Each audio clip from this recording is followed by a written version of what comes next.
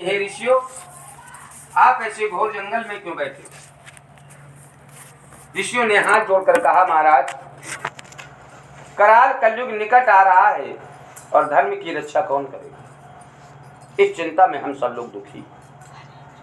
भगवान की ऐसी कृपा कि उसी समय परम पूज्य श्री नारद जी महाराज भी वहां जा पहुंचे। नारद जी महाराज को देख करके ऋषि मन बड़े प्रसन्न हुए। सब लोगों ने उठ करके नारद जी को प्रणाम किया। नारद जी ने ऋषियों को प्रणाम किया।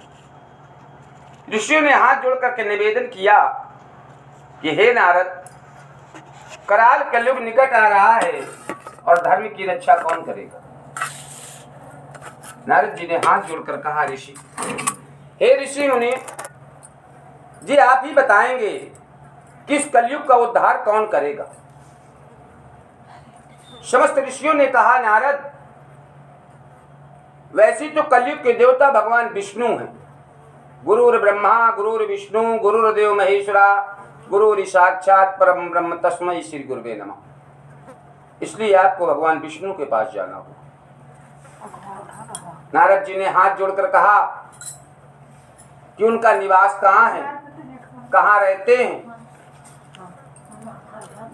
ऋषियों ने कहा, महाराज, वो बैकुंठ लोक में रहते हैं और बैकुंठ लोक में उनका निवास है। नारद जी ने अपनी बीड़ा उठाई और बैकुंठ लोक के लिए चल पड़े। जैसे ही नारद जी बैकुंठ लोक पहुंचते हैं, नारद जी देख रहे हैं कि भगवान क्षीर सागर में मग्न है। नारद जी ने हाथ जोड़कर प्रणाम किया। भगवान विष्णु ने नारद जी को देखा कि मेरे दरवाजे पे नारद जी आए हुए हैं। भगवान विष्णु बड़े प्रसन्न भाव से खड़े हुए और नारद जी को गले से लगाया और उनको सिंहासन पर बैठाया। वो डंडी ले लेना, डंडी से बजाना, ये मेजा घंटे ना डंडी से बजता है। नारद जी को गले से लगाया और उनको सिंहासन पर बैठाया और हाथ जोड़ करके निवेदन किया, नारद, आपका प्रयोजन यहाँ किस लिए हुआ? आप किस कारण से यहाँ आए हो? आपके मन में क्या है? आप क्या चाहते हो? नारद जी ने हाथ जोड़कर कहा, हे प्रभु, मैं सीधे मृत लोक से आ रहा हूं। बोले, क्यों? बोले, नारायण, मृत लोक में बड़ी कठिनाइयां हैं। वहां पे जीव जंतु नर नारी पशु पक्षी इत्यादि प्रकार की जो योनियां हैं, प्रभु, परेशान बहुत है, दुखी बहुत है। भगवान विष्णु ने कहा, नारद जी, तुम झूठ बोल रहे हो। नारद जी ने हाथ जोड़कर कहा, नहीं प्रभु, मैं सत्य कह रहा हूं। भगवान विष्णु ने कहा, नारद, तुम बिल्कुल झूठ बोल रहे हो। नारद जी ने कहा, तो प्रभु आप ही बता दो। आप तो सृष्टि के रचयिता हैं, आप तो सब कुछ जानते हैं। नारद जी ने कहा, प्रभु आप ही बताओ। भगवान विष्णु ने कहा, नारद जी, आप एक संत हैं और संत की वाणी का अनादर करना पाप है, इसलिए मैं आपसे कुछ कह नहीं सकता। मगर नारद जी हट कर गए। तब भगवान विष्णु ने कहा, नारद, तो मैं मामा प्रिय सब मम उपजाए और सब ते अधिक मनोज मुहि भाई। भगवान विष्णु ने कहा, नारद, आप बड़े अच्छे संत हैं, इसलिए मैं आपकी वाणी का अनादर नहीं कर सकता। जाओ नारद, आप नहीं जानते अपने जीवन में कैसे लोग दुखी रहते हैं। नारद जी ने हाथ जोड़कर कहा, प्रभु आप ही बताओ। बोले, सुनो नारद, दीन मलिन दरिद्र कुमूर्ख बुद्ध विवेक बिना अभिमानी और अन्न न पावत भोजन को और शुद्ध न पावत पानी। ऐसे लोग अपने जीवन तमाम दुखी ही बने रहते हैं। दीन, जो दूसरे पे दया नहीं करते। मलिन, जिनके मन में कटुता का भाव भरा हुआ है। दारिद्री, जिनके घर के अंदर दारिद्रता का कार्य होता है। कुमूर्ख, बुद्धि से कोई कार्य नहीं करते। तस्कर, अभिमानी, और जिनके घर के अंदर शुद्ध अन्न और शुद्ध जल नहीं पाया जाता, ऐसे लोग तो जीवन तमाम नारद दुखी बने रहते। आप क्या चाहते हो नारद? नारद जी ने हाथ जोड़कर कहा, प्रभु, इन दुखी मनुष्यों के लिए भी कोई आपके पास उपाय होगा जिससे इनके दुखों का निवारण हो पाए। भगवान विष्णु ने कहा, नारद, जाओ, मैं तुम्हें एक छोटी सी बात बता रहा हूं, जाकर के मृत लोक में कह देना। नारद जी ने हाथ जोड़कर कहा, प्रभु कहो। बोले, जाओ नारद, जिस घर में अपने माता पिता और गुरु का सम्मान होगा और जिस घर में भगवान विष्णु की पूजा होगी, वो परिवार सदा सदा के लिए प्रसन्न रहेगा। इतना कहकर नारायण वहां से अंतर्ध्यान हो गए और नारद जी मृत्यलोक के लिए चले आए। मृत्यलोक में आकर के सहस्त्र बातों का वर्णन किया। ऐसा भाव भगवान का भाव है। जब भी कोई भक्त भाव के साथ भगवान का चिंतन करता है, भगवान निश्चित उनकी मनोकामनाएं भी पूर्ण करते। इतना कहकर नारद जी भी वैकुंठ लोक के लिए प्रस्थान करते हुए इत श्री स्कंद पुराणे रेवा खंडे श्री सत्यनारायण कथाओं प्रथमो अध्याय। बोलो राधा कृष्ण की।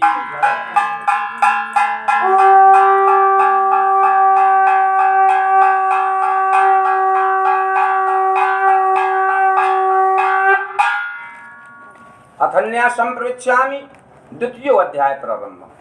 दूसरा अध्याय एक काशीपुर नगरी का, बड़ा सुंदर अध्याय है। काशीपुर एक सुंदर नगरी थी और उसी काशीपुर नगरी में एक बहुत गरीब ब्राह्मण भी रहते थे जिनका नाम था सतानंद। बहुत गरीब ब्राह्मण। वह गरीब ब्राह्मण नित्य प्रतिदिन भिक्षा के लिए नगर में भ्रमण किया करते थे। उस गरीब ब्राह्मण को भिक्षा मांगते मांगते बहुत समय बीत गया, मगर उस गरीब ब्राह्मण की दारिद्रता दूर नहीं हुई। एक दिन स्वयं नारायण ने एक साधु का रूप धारण किया और जैसे ही वो गरीब ब्राह्मण घर से भिक्षा के लिए निकला, साधु के रूप में जाकर पूछते, हे ब्राह्मण देवता तुम कहाँ जा रहे हो?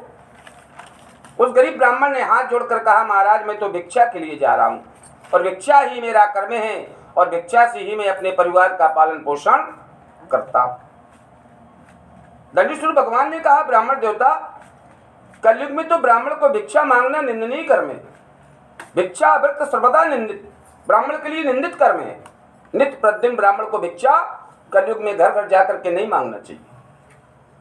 ब्राह्मणों का अपमान होता है। जी आप क्या कर रहे हो?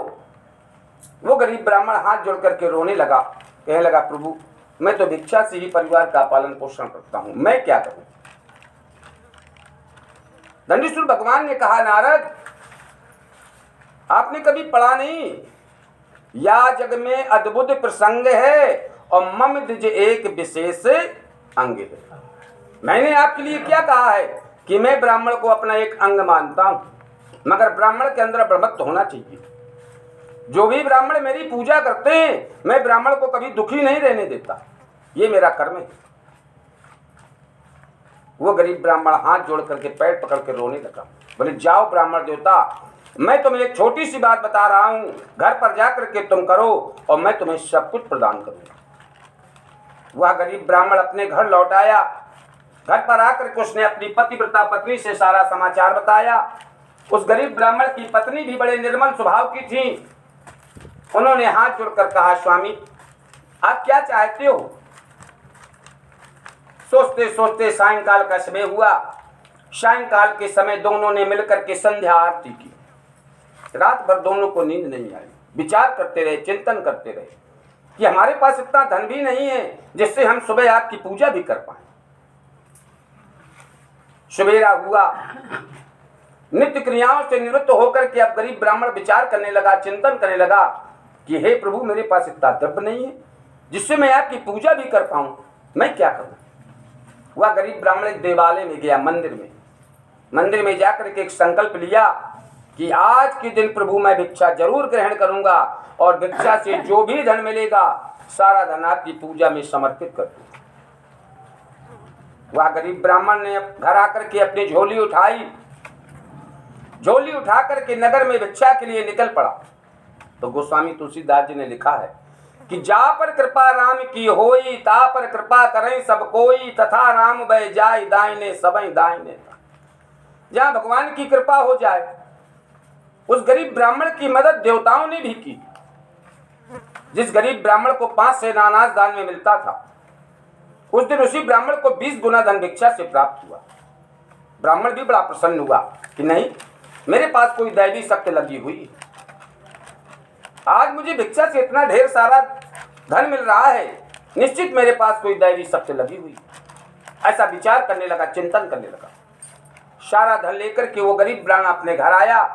घर पर आकर के उसने अपनी पतिव्रता पत्नी से सारा समाचार बताया। गरीब ब्राह्मण की जो पत्नी थी वो भी बड़े निर्मल स्वभाव की थी। उन्होंने हाथ जोड़कर कहा, स्वामी ये तो सब नारायण की कृपा है। उस गरीब ब्राह्मण ने पूजन की सामग्री मंगवाई, अपने कुल पुरोहित को बुलाया और अपने हृदय का अभिमान त्याग कर दोनों ने बैठ करके बड़े भाव के साथ भगवान की कथा को श्रवण किया। जैसी ही कथा का अंतिम अध्याय हुआ, छोटी सी आकाशवाणी हुई कि ए श्रेष्ठ ब्राह्मण, मैं तेरी भाव भक्ति से प्रसन्न हूं, बरमांग बरमांग बरमांग।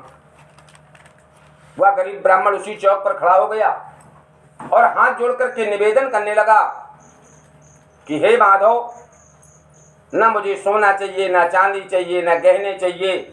नारायण, इतना जरूर ध्यान रखना कि समय समय पे मेरे उपयोग के लिए सारी वस्तुएं प्रदान करते रहे। भगवान तथास्तु कहकर वहां से अंतर ध्यान हो गए और वह गरीब ब्राह्मण जहां छोटी सी कांसी की झोपड़ी बनी थी, कुछ समय के बाद वहां एक महल बन गया। उस गरीब ब्राह्मण की दारिद्रता भी दूर हो गई। सारी संपत्ति से वो गरीब ब्राह्मण संपूर्ण होने लगा। उस गरीब ब्राह्मण का एक मित्र था लकड़हारा, जो लकड़ी का व्यापार करता था। एक दिन काशीपुर नगरी में वो जा पहुंचा और उसने देखा चलो अपने मित्र के घर चलकर के जल पिएंगे। जैसे ही वो गरीब ब्राह्मण के घर पहुंचता है, देखता है कि यहाँ तो बहुत बड़ा महल दिखाई दे रहा है। हमारे मित्र की तो छोटी सी कांसी की झोपड़ी बनी थी, वो कहाँ चले गए? ऐसा उस विचार चिंतन करने लगा, विचार करने लगा। कुछ समय के बाद वो लकड़हारे ने अपनी लकड़ी का गट्ठा चबूतरे पे रखा और जैसे ही घर के अंदर प्रवेश हुआ कि लकड़हारा देख रहा है कि यहाँ तो बड़े भाव के साथ भगवान की कथा हो रही है, बड़े भाव के साथ भगवान की कथा हो रही है। लकड़हारा भी चुपचाप बैठ गया, भगवान की कथा सुनने लगा। कुछ समय के बाद जब कथा का समापन हुआ, लकड़हारे ने हाथ जोड़कर पूछा कि हे श्रेष्ठ ब्राह्मण जी, आपके पास इतना धन कहाँ से आया?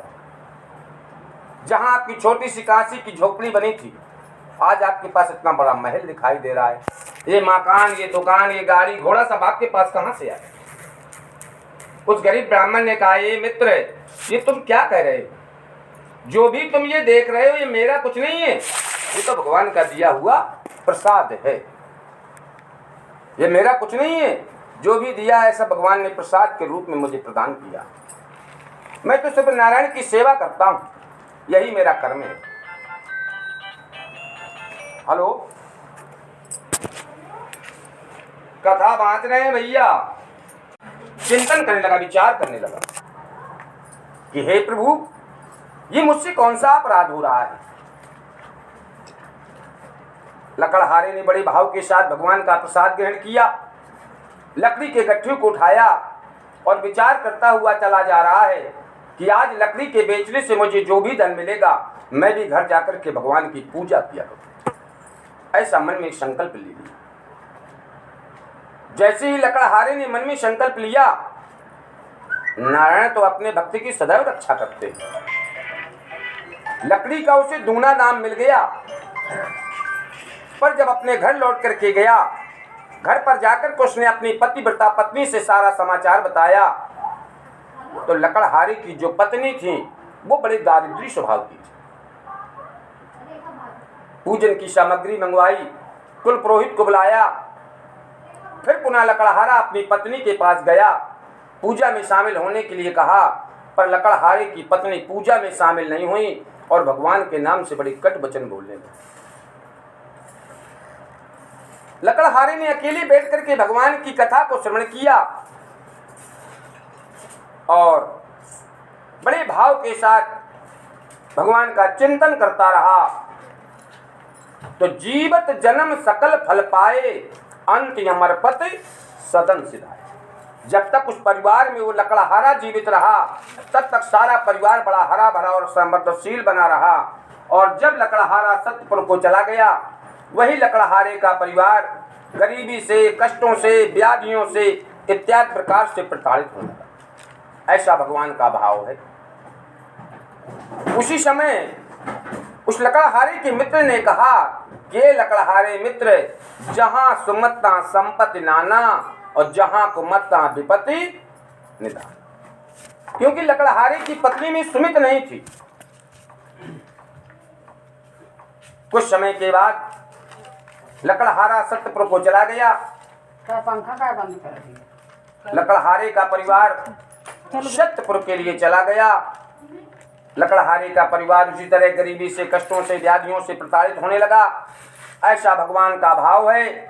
जो भी भक्त भाव के साथ भगवान का चिंतन करते हैं, मनन करते हैं, भगवान निश्चित उनकी मनोकामनाएं भी पूर्ण करते। इत श्री स्कंद पुराणे रेवाखंडे श्री सत्यनारायण कथाम द्वितीय अध्याय। बोलो राजा रामचंद्र की जय।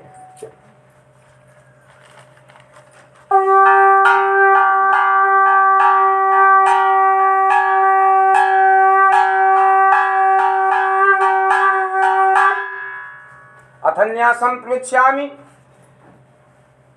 राजा उल्का मुखो परिपालनम प्रह। तीसरा अध्याय एक उल्का मुख नाम के राजा का।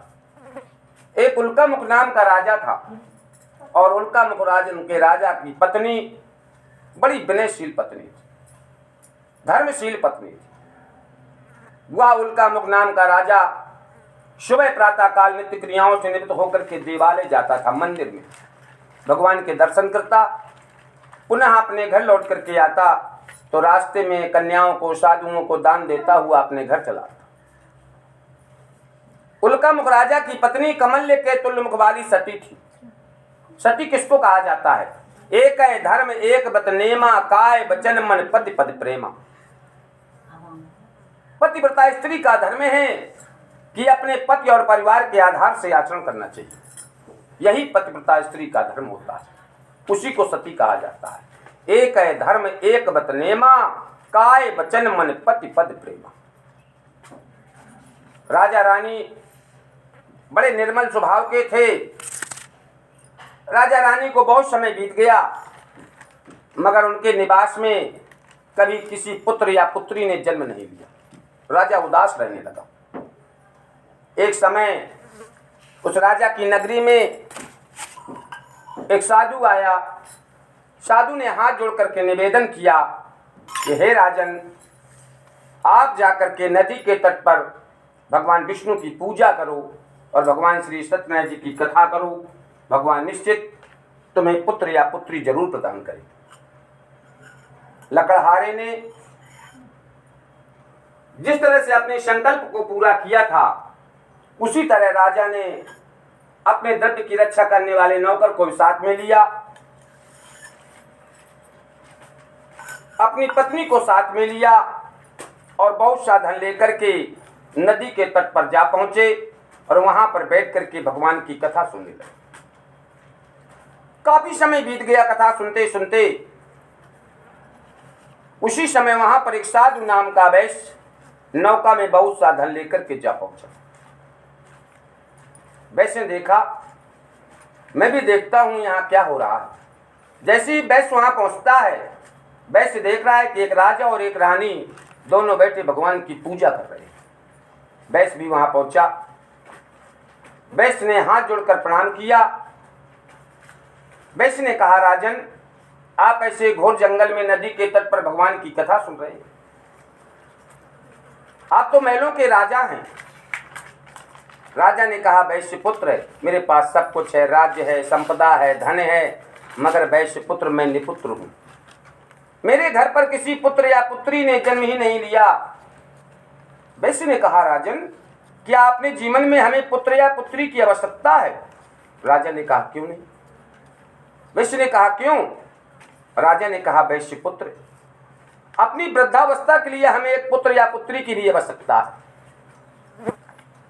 पति बिन सोनी मांग है, पुत्र बिना घर सोना, और दो मुक्त के मार्ग दो बिन है दुख दूना।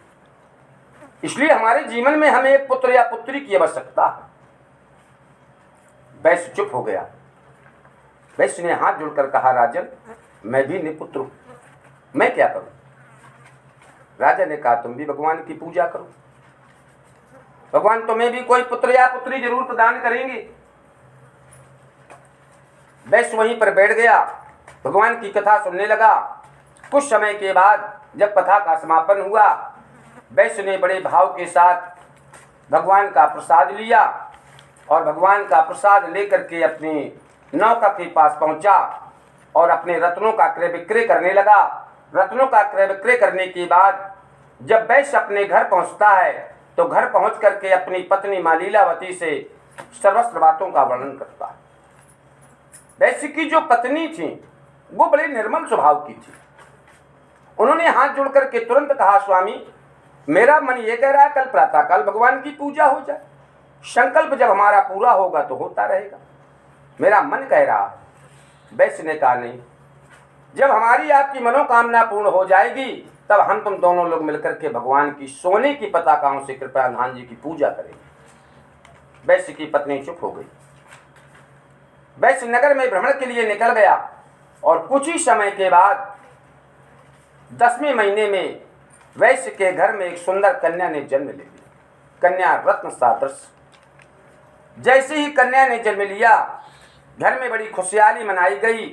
ब्राह्मणों को बुलाया गया, लड़की का मंगलाचरण कराया गया, लड़की का नवीनीकरण कराया गया। समस्त ब्राह्मणों ने उस लड़की का नाम रखा कलावती, चंद्र कलाओं से भरी हुई कन्या।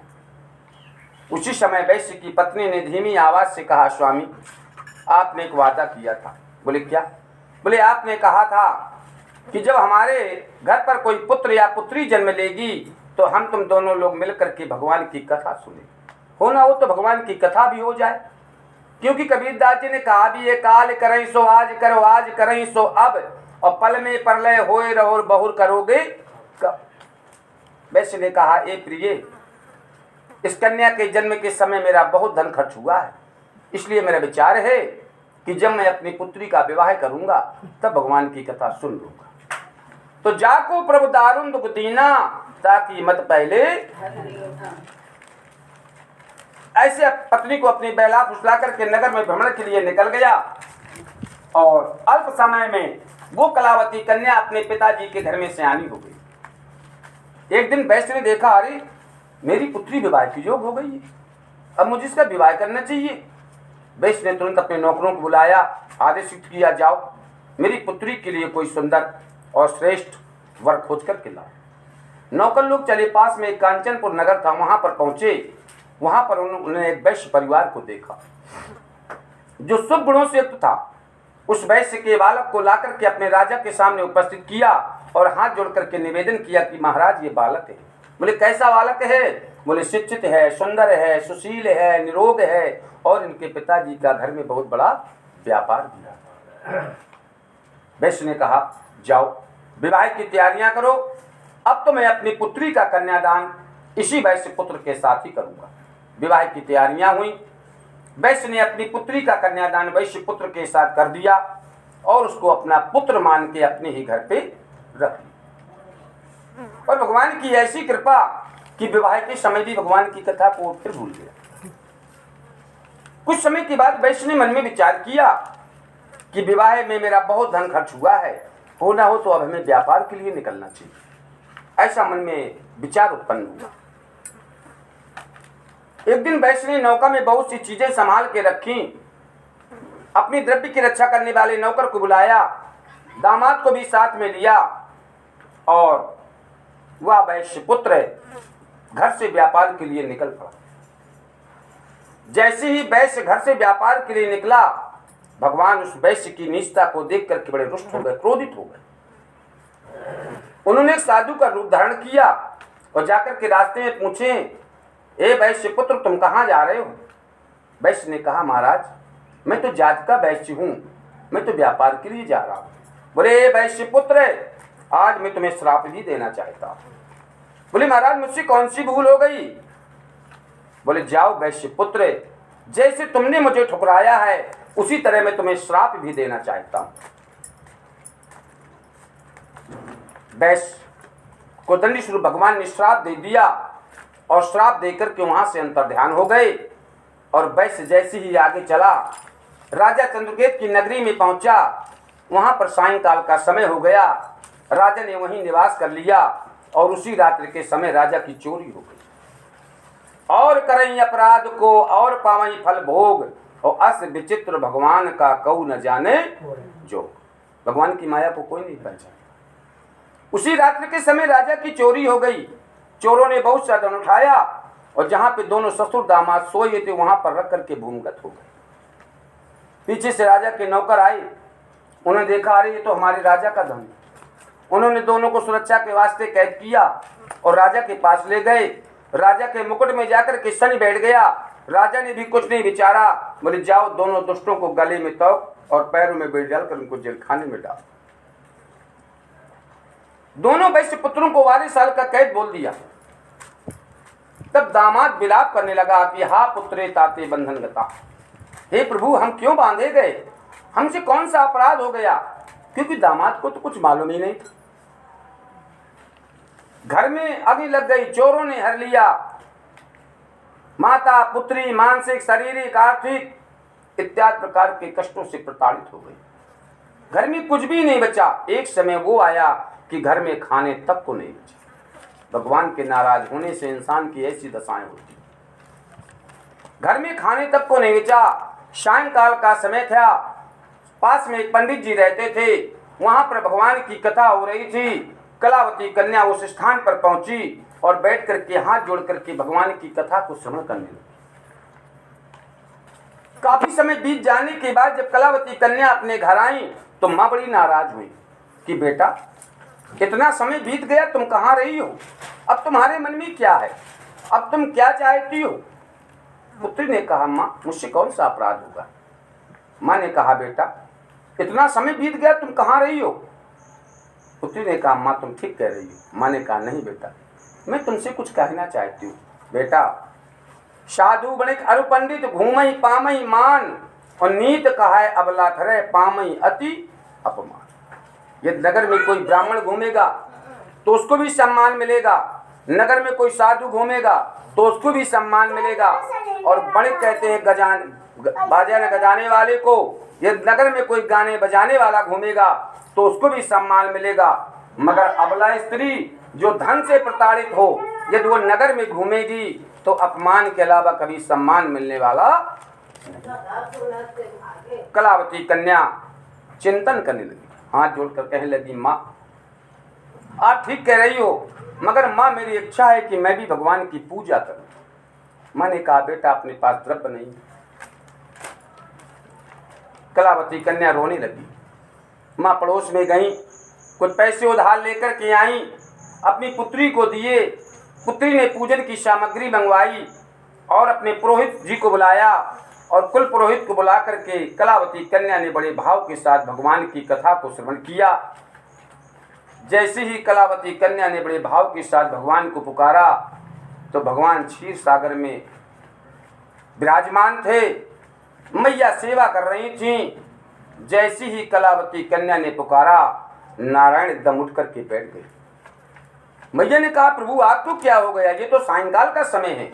भगवान ने कहा मैया, मेरे भक्त को कर्मों का फल मिल चुका है, अब मुझे चलकर के उनकी मदद करना चाहिए, यही मेरा कर्म है। नारायण वहां से आए, राजा चंद्रकेत की नगरी में पहुंचे और अर्ध रात के समय जाकर के राजा को स्वप्न देते हैं, राजन उठो, राजन उठो, उन दोनों वैश्य पुत्रों को छोड़ दो, वो दोनों निरपराध हैं।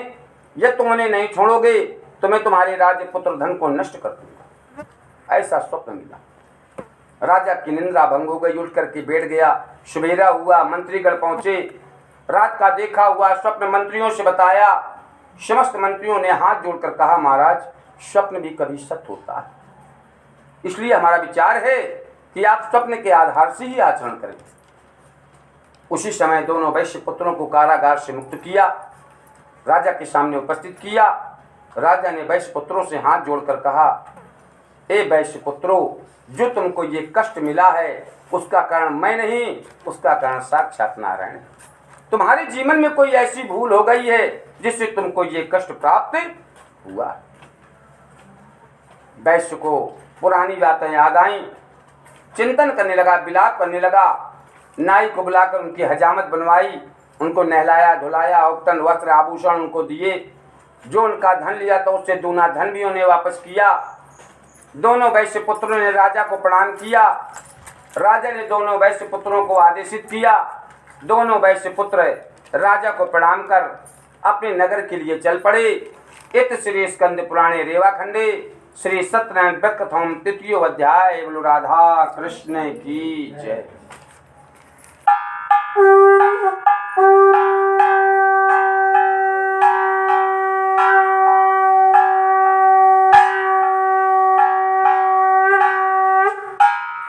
अथन्यासं पृच्छामि चतुर्थो अध्याय। वैश्य पुत्र परिपालनम परहा। गंगा गोपत गोमती गृसतो गंगाधरो गायत्री गदा गंभीर गोदावरी। ज्ञान मूलम गुरुरिमूर्ति पूजा मूलम गुरुपदम मंत्र मूलम गुरुर्वाक्यम मोक्ष मूलम गुरु कृपा। गुरुर्ब्रह्मा गुरुर्विष्णु गुरुर्देव महेश्वरा गुरुरि साक्षात परम ब्रह्म तस्मै श्री गुरुवे नमः। हे गुरुदेव भगवान, मेरा तो आपको बारंबार प्रणाम।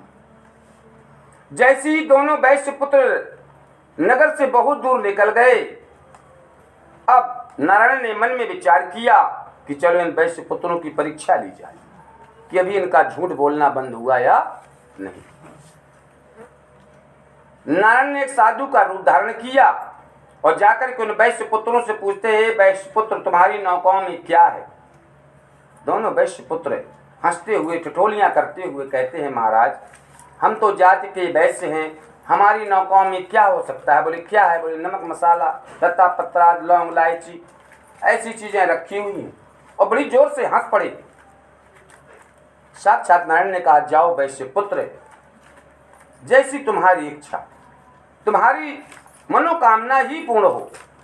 इतना कहकर नारायण एक कल्प वृक्ष के नीचे जाकर के नदी के तट पर बैठ गए। वैश्य पुत्र जब नित्य क्रियाओं से निवृत्त होकर के नौका में चढ़ करके देखा तो जहां पर सोना चांदी वस्त्र आभूषण रखे हुए थे, उन वैश्य पुत्रों को लता पत्रादि इत्यादि चीजें दिखाई दे रही। वैश्य मूर्छित होकर पृथ्वी पर गिर पड़ा जैसे केले का वृक्ष गिर पड़ता है हवा की झोंकों से। तब दामाद ने कहा, पिताजी गतम न शौचाम कृतन न मन्यवे गत शोको कर्तव्यो भविष्यो नहीं चिंतते। पिताजी आप पहचान नहीं पाए, वो साक्षात नारायण थे, आप उन्हें पहचान नहीं पाए जिनसे आपने झूठ बोला।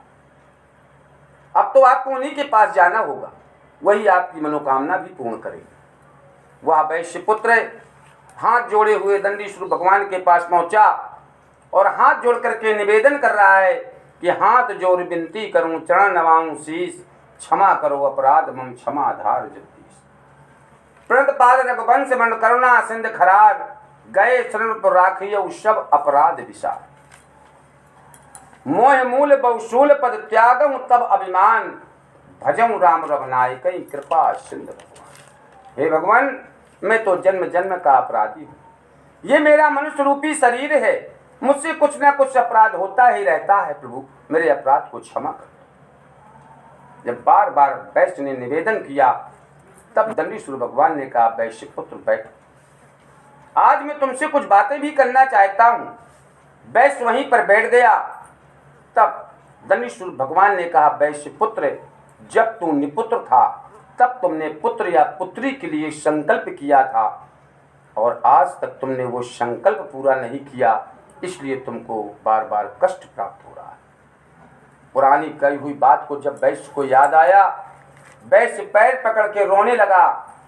तब दंडी स्वरूप भगवान ने कहा, वैश्य पुत्र रो मत, तुम तो धन के मद में चूर बने रहे, पहचान ही नहीं पाए, इसलिए तुम्हारा ये सब कार्य बिगड़ा हुआ है।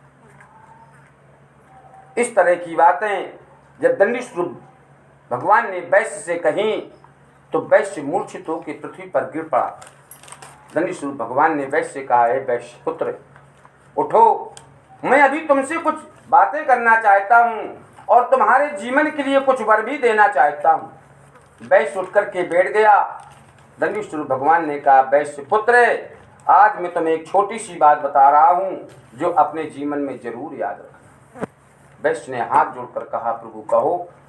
नारायण ने कहा, वैश्य पुत्र धन का घमंड प्यारे मन से दूर करो, दौलत खजाना सब यहीं रह जाना है, अल्पकाल जीवन पे राम पे ध्यान धरो, आए हो जहाँ से वहीं तुमको झगड़े और लड़ाई का कुछ भी काम नहीं, न किसी से वैर तुमको बढ़ाना है। लाखों में एक बात बता रहा हूँ कि अपने से छोटे को नहीं सताना, अंत में तो मर ही।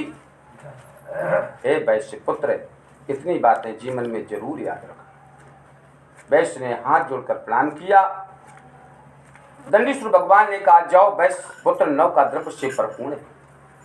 जैसे ही वैश्य वहां पहुंचता है, नौ का द्रव्य से परिपूर्ण पाता है, वैश्य बड़ा प्रसन्न होता है। अपने नगर में पहुंच कर के द्रव्य की रक्षा करने वाले नौकर को घर भेजता है। जैसे ही नौकर घर पहुंचता है तो घर पर मां लीलावती और उनकी पुत्री कलावती दोनों बड़े भाव के साथ भगवान की कथा सुन रही। द्रव्य की रक्षा करने वाले नौकर ने कहा, मैया वैश्य दामाद सहित नगर के समीप आ चुके, गंगा तट पर विराजमान। मां लीलावती ने पुत्री से कहा, बेटा तुम भगवान की पूजा करो और मैं पति के दर्शन कर लेती हूँ। पुत्री ने कहा, ठीक है। मां लीलावती अपने पति के दर्शन के लिए गंगा तट पर पहुंची। कलावती कन्या ने जल्दी जल्दी भगवान की पूजा की, मगर भगवान का भोग नहीं लगाया। भगवान के प्रसाद का अपमान कर वो भी पति के दर्शन के लिए दौड़ पड़ी। जैसी ही कलावती कन्या गंगा तट पर पहुंची, कलावती कन्या को कुछ भी दिखाई नहीं दे रहा, अंधेला ही अंधेला दिखाई दे रहा। तब कलावती कन्या चिंतन करने लगी, विचार करने लगी कि हे प्रभु, ये मुझसे कौन सा अपराध हो गया। कलावती कन्या घर दौड़कर आई, अपनी पति की खड़ाओं को उठाया और जाकर गंगा मैया से करें, गंगा मैया चंदन चिता बनाए रुच रुच आग लगा। हे गंगा मैया, यदि मेरे पतिदेव मुझे दर्शन नहीं देंगे तो मैं चंदन की चिता बनाकर यहीं पर सती हो जाऊं। तब गंगा मैया प्रकट हुई, जाओ पुत्री, घर पर जाकर के तुम नारायण का प्रसाद का भोग लगाओ और पुनः लौट कर आओगी तो तुम्हें भी तुम्हारा वर मिल जाए। कलावती कन्या पुनः अपने घर गई। घर पर जाकर के भगवान का भोग लगाया, भगवान का प्रसाद भी ग्रहण किया। और जब कलावती कन्या वापस गंगा तट पर पहुंची, उन्होंने भी अपने पति के दर्शन किए। सारा वैश्य परिवार बड़ा प्रसन्न हुआ। सारा वैश्य परिवार एक दूसरे से बड़े भाव के साथ गले से मिला और वहीं पर बैठकर प्रतिज्ञा की कि जब तक हम इस मृत्युलोक में रहेंगे तो साल में एक बार भगवान की कथा को जरूर श्रवण करेंगे। इतना कहकर सारा वैश्य परिवार अपने घर आया। घर पर आकर के सोने की पताकाओं से कृपाधान जी की पूजा की गई। सारा वैश्य परिवार बड़ा प्रसन्न हुआ। ऐसा भगवान का भाव है। जब भी कोई भक्त भाव के साथ भगवान में टिका रहता है, भगवान निश्चित उनकी मनोकामनाएं पूर्ण करते हैं। इत श्री स्कंद पुराणे रेवाखंडे श्री सत्यनारायण वित्कथोम चतुर्थो अध्याय। बोलो राजा रामचंद्र की जय।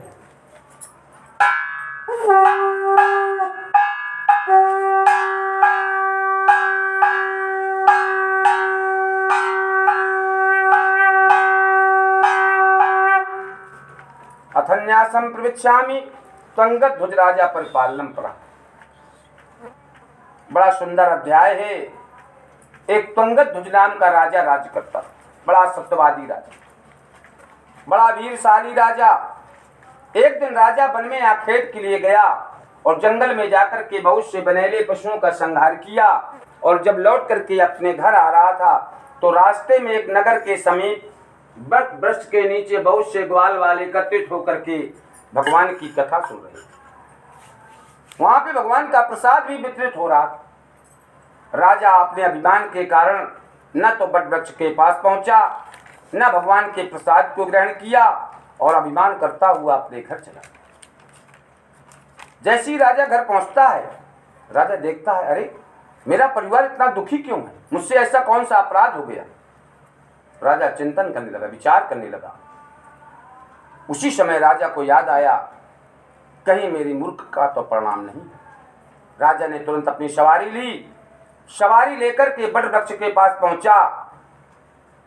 बट वृक्ष से हाथ जोड़ करके निवेदन करने लगा कि हे प्रभु, मुझसे जो भी अपराध हुआ है उसे क्षमा करो। भगवान के सामने अपने मस्तक को झुकाया, निवेदन किया, क्योंकि बट वृक्ष उम्र देने वाला वृक्ष होता है। क्षमा याचना मांगने लगा। कुछ समय के बाद जब वैश्य वो त्वंगत ध्वज नाम का राजा जब अपने घर लौट करके आता है तो देखता है मेरा सारा परिवार सुरक्षित है। उसी दिन से राजा को विश्वास हो गया कि नहीं, निश्चित ईश्वर में बड़ी शक्ति है। इन्हें कोई काल कहता है, कोई ईश्वर कहता है, कोई सत्यदेव कहता है, कोई राम कहता है, कोई कृष्ण कहता है, कोई शिव कहता है। प्रभु के अनेकों रूप हैं और प्रभु के अनेकों नाम भी हैं। भक्त को जिस रूप में मिल जाए आराम, भक्त उसी की सेवा करता है। मगर नारायण एक हैं, रूप उनके अनेक हैं। राजा को उसी दिन से विश्वास हो गया कि नहीं, प्रभु में अपार शक्ति है। राजा को आकाशवाणी होती है, नारायण कह रहे हैं, राजन आप अभी नहीं जानते, मैं अपने भक्त के घर नित्य प्रतिदिन जाता हूँ, मगर मेरा भक्त मुझे देख नहीं पाता। मैं अपने भक्त के घर नित्य प्रतिदिन जाता हूँ, मगर मेरा भक्त मुझे देख नहीं पाता। मेरा भक्त जिस तरह से मुझे मानता है, मैं उसी तरह से अपने भक्त को फल भी देता हूँ। ये मेरा कहना। जिन्होंने पूर्व जन्म में भगवान की कथाएं सुनी हैं, उनके दूसरे जन्म का हाल सुनिए। जो सतानंद नाम की जो गरीब ब्राह्मण थे, जब उनका पुनः दूसरा जन्म हुआ तो सुदामा नाम के ब्राह्मण हुए, और सुदामा नाम के ब्राह्मण हुए और उन्होंने भगवान कृष्ण की भक्ति की, और भगवान कृष्ण की भक्ति करके उन्होंने अपने को मोक्ष प्राप्त कर लिया। ये कथा इस प्रकार है। जो लकड़ी ढोने वाला जो लकड़हारा था, जब इनका पुनः जन्म हुआ तो केवट के घर में जन्म लिया, और उसी ने भगवान राम को गंगा पार उतारा और भगवान राम के पैर पखारे, और उन्होंने भगवान राम से अपने को मोक्ष प्राप्त कर लिया। जो तुंगध्वज नाम का राजा था, जब इनका पुनः जन्म हुआ तो महाराजा दशरथ हुए, जिनके 4 पुत्र हुए। नारायण ने स्वयं उनके घर पे अवतार लिया, जिन्होंने रंगनाथ की पूजा करके अपने को भी मोक्ष प्राप्त कर लिया। जो कंजूस बैस था, जब उनका पुनः जन्म हुआ तो वो राजा मौरध्वज हुए, जिन्होंने अपने पुत्र का दाहिना भाग भगवान श्री कृष्ण को देना स्वीकार किया।